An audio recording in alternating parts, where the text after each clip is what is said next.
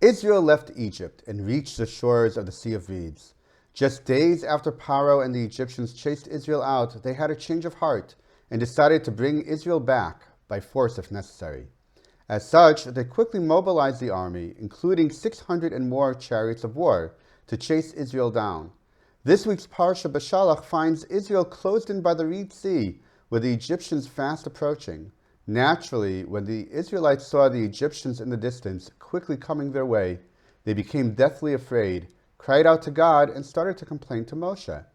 They said to Moshe, "Was it for want of graves in Egypt that you took us to die in the wilderness? What is this that you have done to us, to bring us out from Egypt? Is this not the thing that we spoke to you of in Egypt, saying, 'Leave us alone and let us serve the Egyptians, for it is better for us to serve the Egyptians than to die in the wilderness?'" Moshe said to the people, "Do not be afraid. Station yourselves and see God's salvation that he will do for you today. For as you have seen Egypt today, you shall not see them ever again. God will fight for you, and you shall be silent." The Midrash Yalkut Shimoni says that the people's accusations and Moshe's reaction to them in the text do not represent one long collective criticism and reaction. Each phrase uttered actually represented different factions. Yalkut Shimoni explains that Israel had essentially organized into 4 basic blocks, each one wanting to respond to the Egyptians in a different way. One group wanted to drown themselves in the sea. A second group was willing to go back to Egypt and return to slavery. A third group was ready to fight the Egyptians.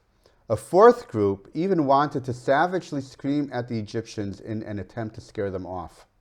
The Midrash continues and says that when Moshe answered them, his answer too was not a one-size-fits-all answer, but rather each phrase was uttered to a different group to address their concern.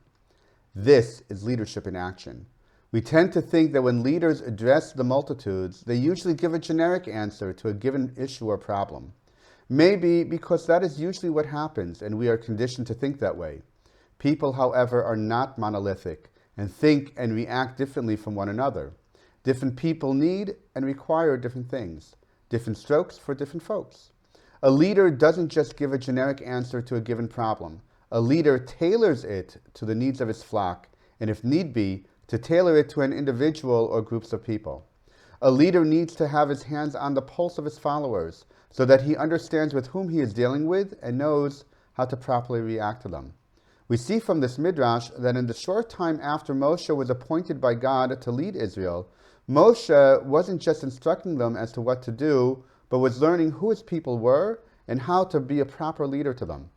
This is why in next week's Parsha, when his father-in-law Yitro comes to visit, he finds Moshe adjudicating and among the people all day and all night.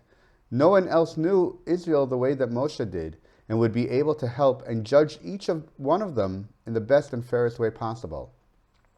With Yitro's suggestion, however, Moshe learned the next lesson of leadership, that at some point, in order to avoid a burnout and to better shepherd his flock, a leader also needs to let go and be able to delegate to others.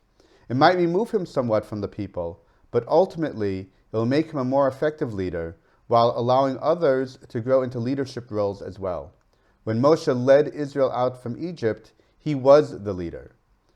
With the giving of the Torah, he became a leader of leaders. Shabbat Shalom.